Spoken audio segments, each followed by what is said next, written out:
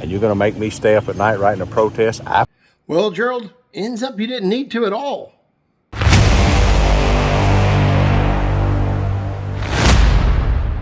So, after Gerald Swindle took to social media fussing about how he had to stay up all night writing a protest, it looks like he didn't have to at all.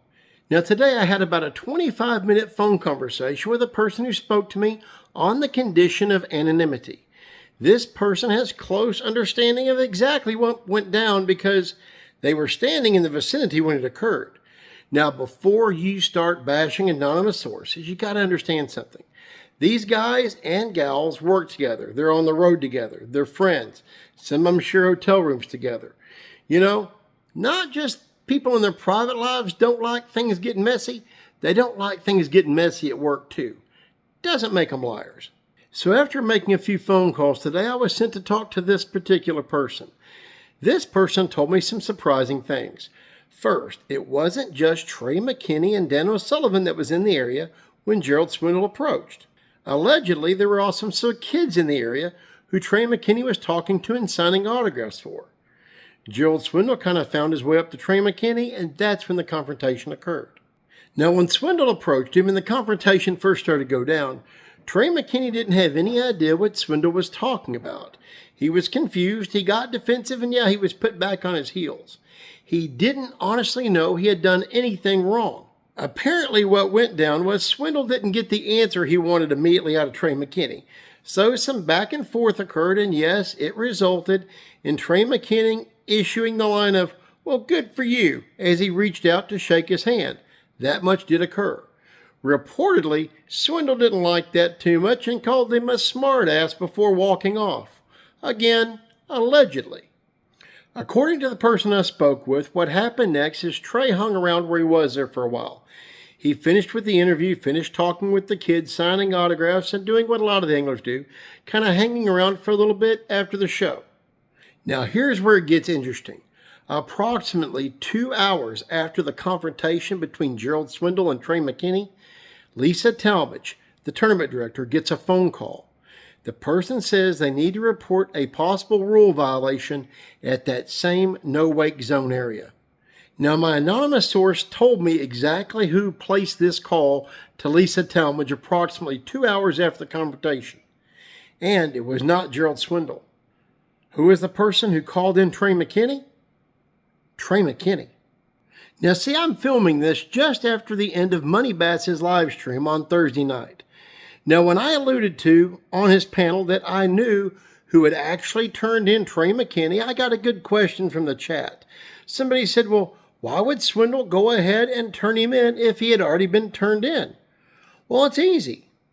Gerald Swindle was unaware that Trey had already self-reported. Now, why was Gerald Swindle unaware that Trey McKinney had already self-reported? Well, it's easy. According to my source, Trey McKinney tried reaching out to Gerald Swindle to make things right by calling him 3 or 4 times, but Swindle didn't pick up his phone. So, if my anonymous source is correct, and I have no reason to believe the person's lying to me, then Gerald lost sleep over nothing because Trey had already self-reported. Now, granted, this is all alleged and everyone's innocent until proven guilty and all that jazz, but it looks like it may have been a whole bunch to do about nothing. So if reports about this particular conversation between Lisa Talmadge and Trey McKinney are correct, he questioned her about this particular area and said, if it's no wake, I blew through it. He fell on a sword and said he would accept whatever punishment she handed down. So at the end of the day, Trey McKinney sold out Trey McKinney. Now, did Gerald Swindle have a hand in it? Absolutely. Because if he wouldn't have approached the kid, he wouldn't have known. He clearly had no idea that that area was a bass-issued no-wake zone because he admittedly was not paying attention to the rules. Now, folks, he put out his video and he fell on his sword for that. And he encouraged everybody, look through the rules again and again and again. Keep in mind, this wasn't an in-person meeting, it was a Zoom meeting. He was listening to it as he's driving to the lake. Does that mean he's in the right? No. I'm not making excuses for him. He screwed up. Now, this next part does not apply to everybody. This only applies to a handful of smooth-brained chumps who said I was making excuses for the kid in the last video. Wrong. I challenged one guy to pull timestamps as to where all I made excuses for the kid. All he did was put timestamps to where I talked about his age. I never said his age was an excuse for screwing up. In fact, if you go back and look at these timestamps on my last video at 1 minute 54 seconds, 2 minutes 31 seconds, and 5 minutes and 24 seconds, you'll see where I actually referenced that the kid was in the wrong and deserved whatever penalty he got. That's not making excuses. That's saying he did wrong. Send him up the river.